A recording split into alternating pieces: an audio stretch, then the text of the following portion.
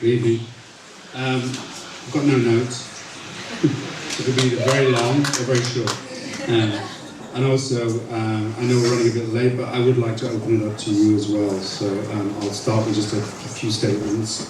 And I know from Twitter and from various responses that there's a lot of very frustrated British filmmakers who are just itching to express themselves or have expressed themselves, but then they feel somehow stopped short by the system. So last week I wrote an article for the Observer Guardian, and I kind of deliberately, what happened was, you know, to be honest, it was, you know, I'm promoting my film, so I need publicity because I have no distribution and I couldn't get arrested. And I happen to say that I was really pissed off and angry and quite happy to talk about it. And so next thing happened was they said, oh, well, you know, the Guardian would love me to be really pissed off and angry. So I then wrote a really polite essay, you know, thinking, oh, well, you know what, I can't really say that. They're really very nice people, and no one's deliberately doing this. So I submitted this nice essay, and then the editor rang up and said, this is really fucking boring. You know, I thought you were angry. This just sounds like a bit dozy or something. She wasn't that rude, but that's what she meant. So I was encouraged to get, you know, to say what I'd said I was going to say, so I did. Thinking, I kept seeing boats on fire as I was writing, and then I was thinking, well, I never got on those boats anyway, so fuck it, you know. And the essence of the article was, you know, I'm kind of pissed off with the class system as it extends into our cultural life. And the UK, which is, I still think, the best place on earth to live, and London is the best city in the world to live in. But it's really frustrating if you want to do something, that you have to always leave to do that. You know? So I've spent my entire adult life leaving. First of all, in a performance art group called People Show, touring for 10 years, constantly, very little stuff here. Always completely shat on by critics, and yet having a fantastic success in New York and Amsterdam and all over Europe and South America, you know, coming back happily to live here, and I was ending up with an attitude was, oh, well, that's how it is, doesn't it? It's still a lovely place.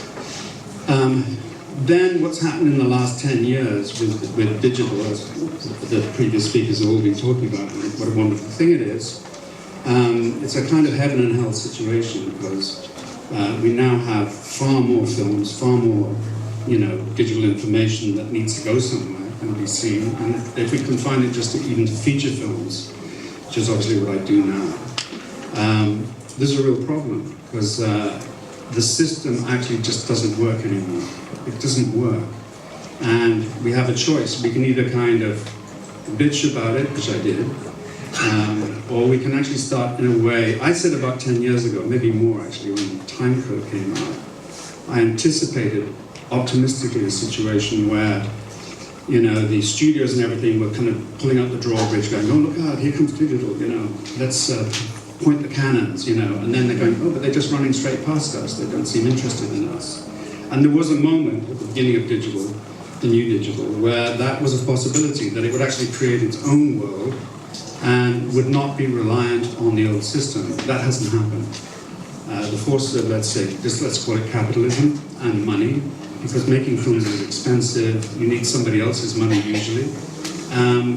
You've still got to go through the same door-knocking process on every level to get the money, to get it on screen, to get someone to write about it, etc., etc. And I would say, actually, it doesn't work. It just doesn't work anymore. I mean, I've spent maybe 20 years pushing digital film boundaries, each time making a film, trying to come up with innovation and trying new techniques, pushing, you know, a camera comes out, you exploit it, etc., etc. Let's say with Timecode, it had an incredibly positive result. It was called 24. Unfortunately, my name wasn't on it. And I think they made a lot of money. And bless them, they even acknowledge on the making of DVD that they got the idea from Timecode. I didn't have the nous at the time to think, oh, maybe I could turn this into something commercial. I just wanted to, in a way, I was more interested in the technology, the innovation, and just the sheer joy of working with this amazing new equipment. which I think is general with artists, because we're not suits, we're not interested in making billions, well, some of us are, Steven Spielberg and people like that. But, and interestingly, when filmmakers do make a lot of money, they actually just turn into suits. I mean, they give up any idea of making a film as we would expect it anymore. So after so much time has passed, and then I finally decided I would like to make a film in the UK. So I did. It's a suspension of disbelief shot on 2 Canon 7Ds. I trawled the internet for months and months finding new equipment, how you could adapt these cameras using 16mm equipment, new technology, old technology. Made a film, which I'm very proud of, and then came up against the same club, closed door situation, which is what is so depressing. I've just come back from Munich. That sounds like Chamberlain, doesn't it? And it's all going to be fine. Unfortunately, it was the Munich Film Festival, and it was great. They screened the film 3 times. Every screening was full. Great Q&As. It's been to quite a few film festivals now, and thank God, here it is. And at a really cool festival, the right kind of festival for a film like that. But without this festival, it would have no profile at all in the UK. So I guess my point is this, and then we'll have a chat. It doesn't work. The system doesn't work.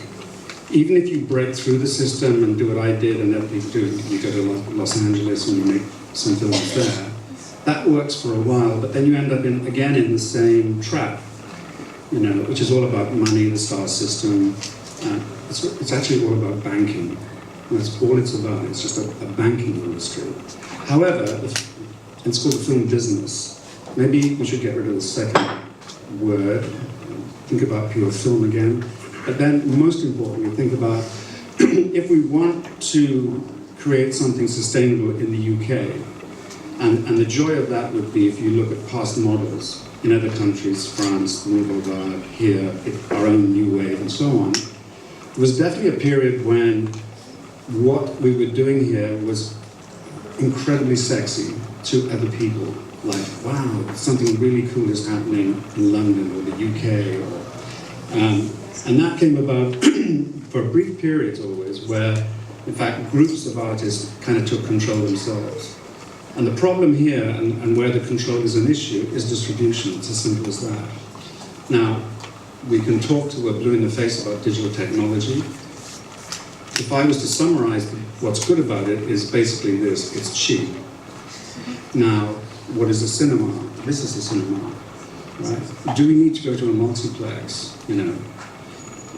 If we don't come up with an alternative, system of distribution that we can own and make money from, because of course there is money to be made in film, and if you don't make money, even at low budget, you can't make films. And it's something that has to sustain itself and will work for a certain number of years until it corrupts itself, which it will. As soon as it makes enough money, it will inevitably corrupt itself, and then it will need to be replaced again. We just haven't bothered to recycle or to rethink it for such a long time that where we are now is where we are. And we can bitch, and we can protest and write articles in The Guardian and all the rest of it. And the point of the article really is just, shall we talk about it? So let's talk about it.